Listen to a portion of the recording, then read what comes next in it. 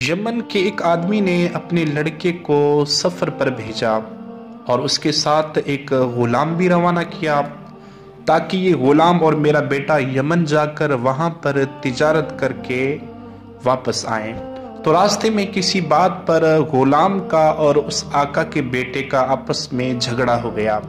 تو چلیے آگے یوں بات پہنچی کہ جب یہ کوفہ شہر میں پہنچے تو جو غلام تھا وہ تھوڑا بڑا تھا، اس کی بڑی عمر تھی اور لڑکا تھوڑا چھوٹا تھا۔ تو غلام نے وہاں پر یہ دعویٰ کر دیا یہ جو لڑکا ہے چھوٹا یہ میرا غلام ہے، اور یہ کہہ کر بیچنا چاہا۔ تو جب آقا کے بیٹے کو اس نے بیچنا چاہا تو خلبلی مچ گئی۔ اس نے کہا کہ میں غلام نہیں ہوں بلکہ غلام تم ہو۔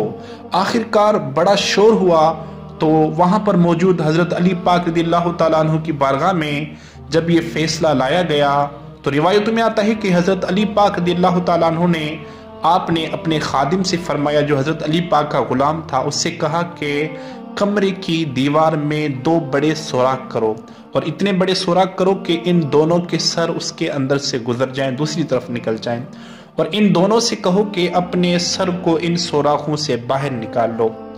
تو جب دونوں نے اپنے سر سوراخوں سے باہر نکال لیے تو حضرت علی پاک نے خادم سے فرمایا کہ جو رسول پاک صلی اللہ تعالیٰ علیہ وسلم کی تلوار ہے وہ لے کر آؤ۔ تو خادم تلوار لایا تو آپ نے خادم سے کہا کہ غلام کا سر کاٹ دو۔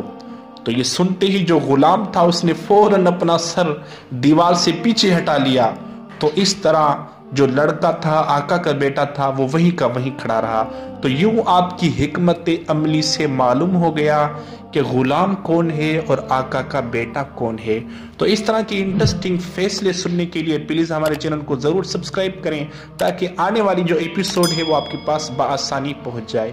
ملتے ہیں نیکسٹ ویڈیو میں، تب تک کے لیے عبدالستار کو دیجیے اللہ اجازت۔ اللہ حافظ۔